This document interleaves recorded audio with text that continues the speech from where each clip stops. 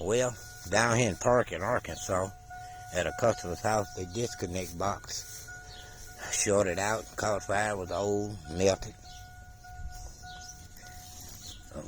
Bought them one down here to replace. There's a cat like mine. Look at, what you doing, kitty? See y'all, this where it caught fire there. So like I told the customer, I know you're trying to use that, put your new one in, be done with it. So we won't have to worry about that. Look at that block. Yeah. So here's the new disconnect box.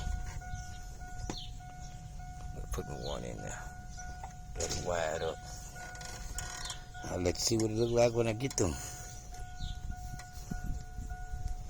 Oh yeah, man. Alright, I'm through putting the box in. I'm finna go in the house. Make me a video of this. That's the way it look, professional done. Okay, y'all. Finna go in the house and shoot the power to it.